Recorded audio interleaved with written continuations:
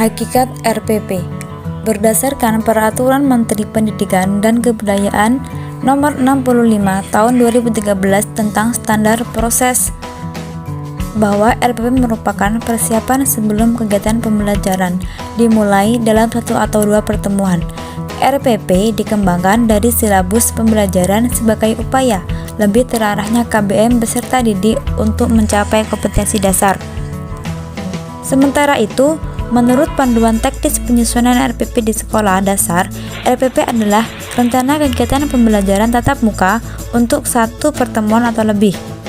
RPP dikembangkan secara rinci dari suatu materi pokok atau tema tertentu yang mengacu pada silabus untuk mengarahkan kegiatan pembelajaran siswa dalam upaya mencapai kegiatan dasar.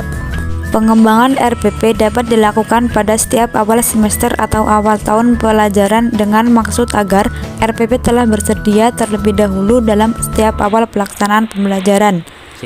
Pengembangan RPP dapat dilakukan oleh guru secara individu maupun berkelompok dalam kelompok kerja guru atau KKG di gugus sekolah di bawah koordinasi dan supervisi oleh pengawas atau dinas pendidikan.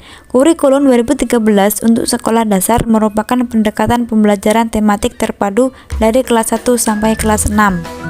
Prinsip pengembangan RPP. Yang pertama, RPP merupakan terjemahan dari ide kurikulum yang berdasarkan silabus yang telah dikembangkan pada tingkat nasional ke dalam bentuk rancangan proses pembelajaran untuk direalisasikan dalam pembelajaran.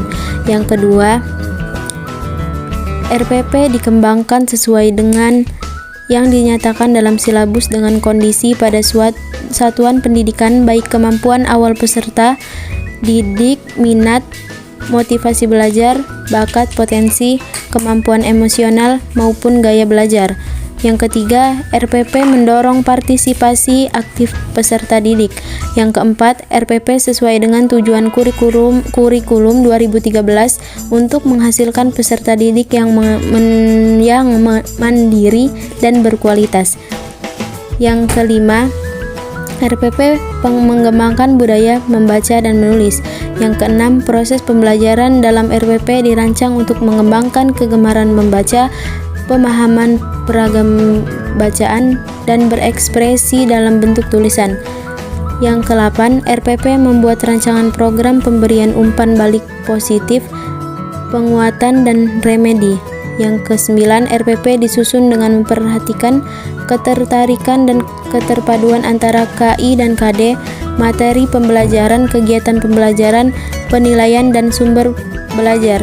Yang terakhir, RPP disusun dengan mempertimbangkan penerapan teknologi informasi dan komunikasi secara integrasi, sistematis, dan efektif sesuai dengan situasi dan kondisi.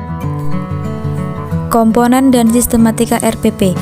Langkah-langkah minimal dari penyusunan RPP dimulai dari mencantumkan identitas RPP, tujuan pembelajaran, materi pembelajaran, metode pembelajaran, langkah-langkah kegiatan pembelajaran, sumber belajar, dan penilaian. Setiap komponen mempunyai arah pengembangan masing-masing, namun semuanya merupakan satu kesatuan. Komponen-komponen rencana pelaksanaan pembelajaran menurut Pemerintah Dinas Nasional Nomor 41 Tahun 2007 tentang standar proses terdiri dari 1. Identitas pembelajaran, 2. Subtema atau tema pembelajaran, 3. Standar kompetensi isi, 4. Kompetensi dasar, 5. Indikator, 6. Tujuan pembelajaran, 7. Materi pembelajaran, 8. Alokasi waktu, 9. Metode pembelajaran, 10. Media pembelajaran, 11. Sumber belajar, 12. Langkah-langkah pembelajaran, 13. Penilaian hasil pembelajaran. Kesimpulannya, jadi rencana pelaksanaan pembelajaran atau RPP adalah rencana yang menggambarkan prosedur dan perorganisasian pembelajaran untuk mencapai satu kompetensi dasar yang ditetapkan dalam standar isi dan dijabarkan dalam silabus.